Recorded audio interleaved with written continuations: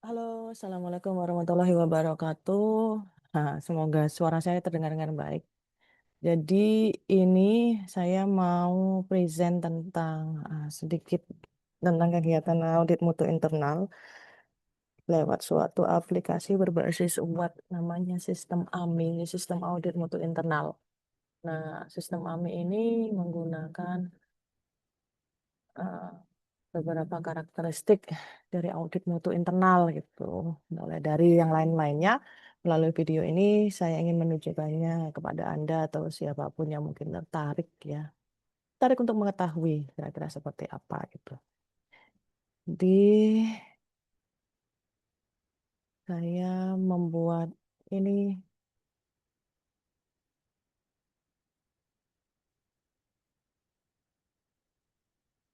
ini masih menggunakan local host, jadi belum ada di server manapun. Dan audit mutu internal ini khusus peruntukannya untuk evaluasi PPEPP di lingkungan perguruan tinggi.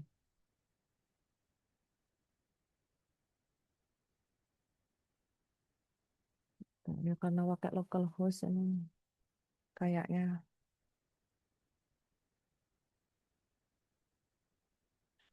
Nah, oke, ini adalah akun super adminnya. Jadi di akun super admin ini kita menemukan eh, beberapa menunya. Di navigasi itu ada dashboard, ada laporan statistik, ada laporan audit, pengaturan user akun, terus unit-unit yang diaudit dalam audit unit, terus standar yang ditetapkan oleh lembaga penjaminan mutu ada di sini.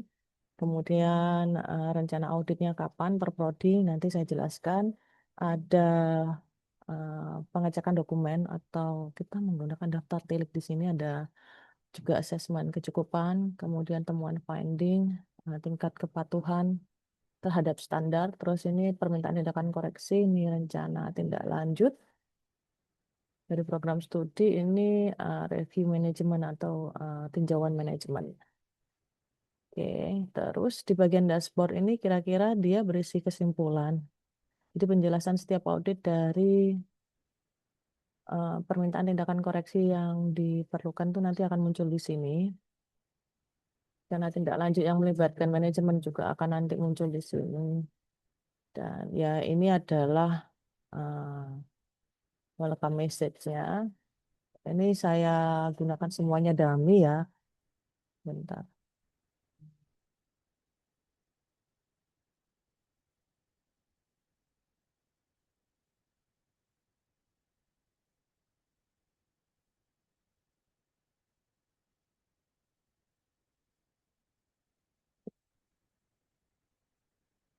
Terus di sini juga nanti akan muncul, nah, berapa banyak temuan yang menunggu tindak lanjut, berapa banyak permintaan tindakan koreksi yang perlu ditindaklanjuti, dan berapa banyak permintaan tindakan koreksi yang sudah selesai.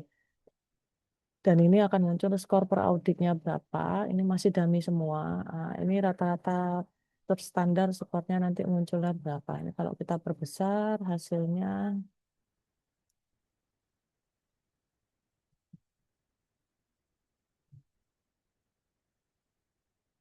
ya seperti ini ada radarnya ya.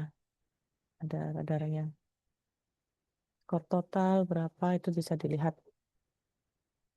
Kira-kira seperti itu. Terus ini status laporan auditnya, temuan per kategorinya itu yang mayor berapa, minor observasi dan rekomendasi berapa, hasil kepatuhannya berapa. Nah ini adalah timeline auditnya. Jadi mana yang direncanakan, mulai tanggal berapa, siapa yang diaudit itu akan muncul di sini.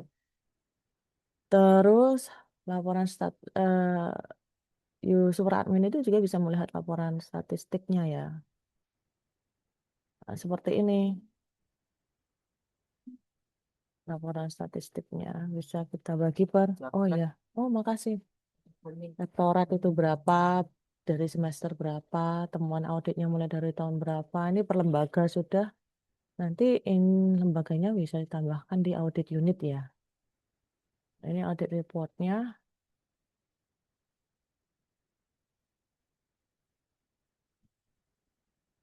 Dan misalnya ini masih bisa dikembangkan lagi kalau misalnya ada kebutuhan-kebutuhan yang secara apa universitas butuh secara spesifik itu bisa dikembangkan gitu ya. Ah, nah ini adalah audit reportnya, bisa buat audit report. Tapi ini fungsi ini akan sangat maksimal kalau misalnya kita simulasinya mulai dari awal ya, baru kemudian bisa buat audit reportnya. Audit reportnya seperti ini.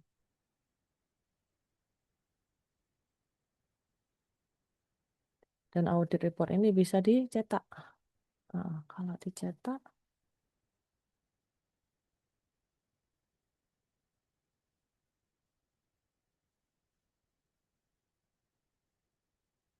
kalau dicetak bentuknya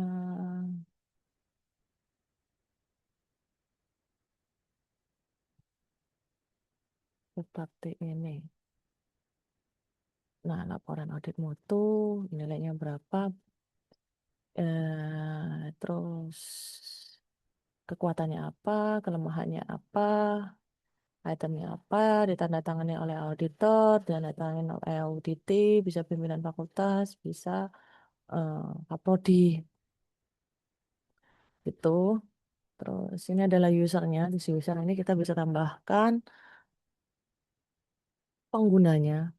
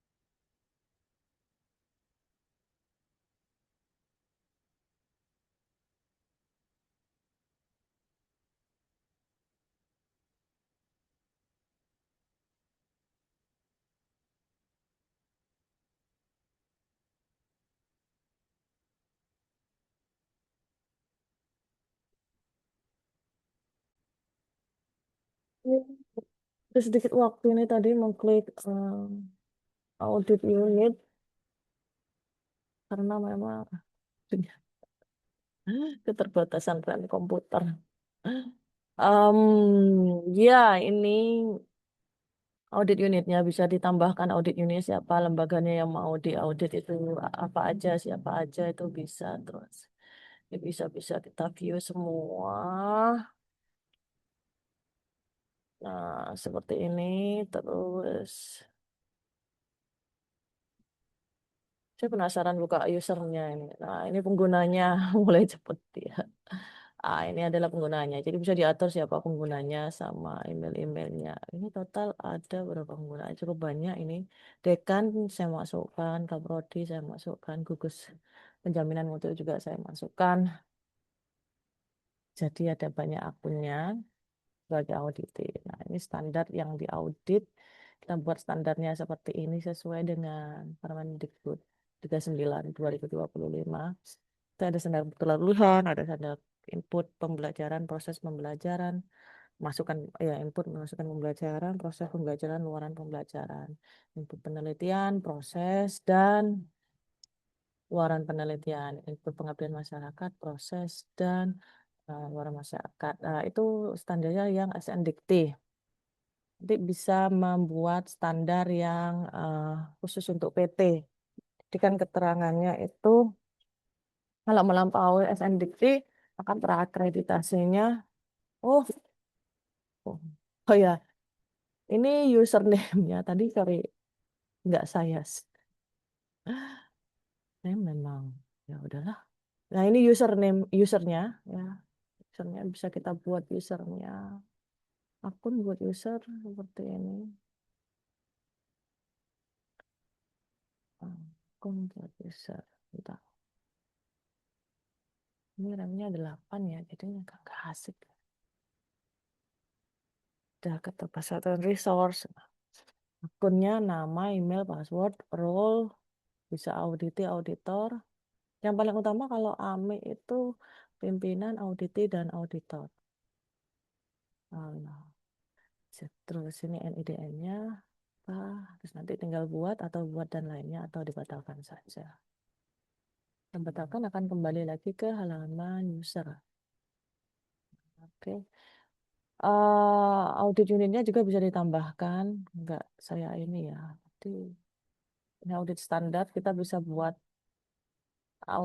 standar apa yang mau diaudit. Jadi kan standar ada standar akademik, ada yang non akademik. Yang akademik itu SNDT atau standar lain yang lebih khusus yang menunjang SNDT sesuai dengan perguruan tingginya ya.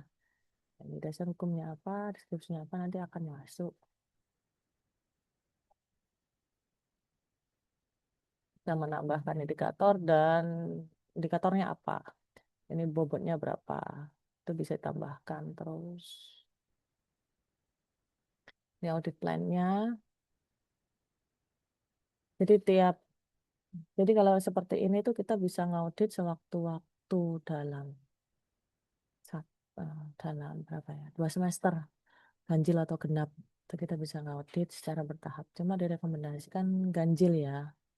Ini adalah daftar tilik atau dokumen cek. Itu dokumen apa aja. Dan kalau tidak sesuai maka kita bisa menandai sesuai atau tidak sesuainya. Kita buat dokumen ceknya. Jadi auditor membuat dokumen ceknya. Ini kecukupannya. Baru kita lakukan audit kecukupan. Terus temuan auditnya nanti auditor isinya di sini ya. Nah, ini salah satu yang kita buat. Nah, kemudian langkah yang paling penting adalah ini temuan audit. Temuan audit itu kita buat temuan audit maka ada kemudian akan muncul link buat permintaan tindakan koreksi. Nanti ini hasilnya akan muncul di tindakan koreksi di sini.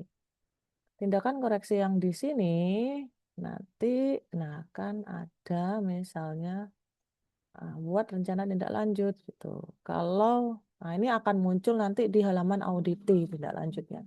Apakah auditi mau menindaklanjuti dan tidak menindaklanjuti? Jika auditi tidak menindaklanjuti, maka akan muncul keterangan harus memberikan alasan gitu kenapa tidak menindaklanjuti. Untuk diberitahukan kepada auditor atau kepada LP3M-nya gitu. Nanti dari follow up plan itu akan muncul ya tadi buat dari corrective action kita buat follow up plan. Misalnya kita buat rencana tindak lanjut. Berarti penyusunan perumusan misalnya pembuatan penyusunan merancang sistem tracer studi. Berarti merancang sistem tracer studi kerjasama dengan universitas agar bisa dimanfaatkan oleh program studi demi efisiensi dan efektivitas dan peningkatan mutu bidang pendidikan mutu untuk memenuhi standar kompetensi lulusan. Itu status mulainya kita coba klik today dan kita beri waktu selama 2 minggu misalnya ya. Karena menjawab universitas itu biru kemahasiswaan.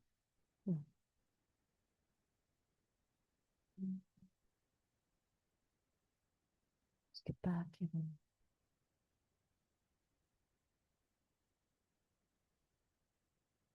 Ini akan muncul dulu follow up plan. PTKN. Oh, karena sudah direspon jadi nggak muncul ya. Sudah direspon. Cari yang belum direspon. Oh, ini responnya tidak ya. Jadi kita bisa ubah atau kita bisa hapus. Kita hapus saja. Super admin punya kemampuan untuk menghapus dan auditor yang punya kemampuan auditing nggak bisa. Tapi biasanya muncul di situ sih ya. Jadi follow up. Lebih seperti itu.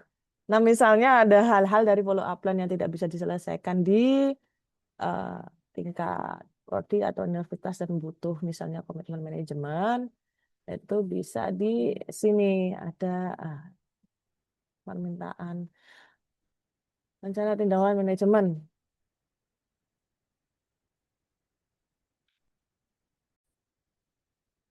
Nah, kurang lebih seperti itu untuk akunnya eh Superadmin. Kita akan coba, kita akan lakukan pada video berikutnya untuk akun Kaprodi ya, karena saya punya keterbatasan waktu. Mungkin itu dulu yang bisa saya sampaikan. Kita akan jumpa lagi pada ya, video yang lain gitu. Oke, terima kasih atas waktunya. Wassalamualaikum warahmatullahi wabarakatuh.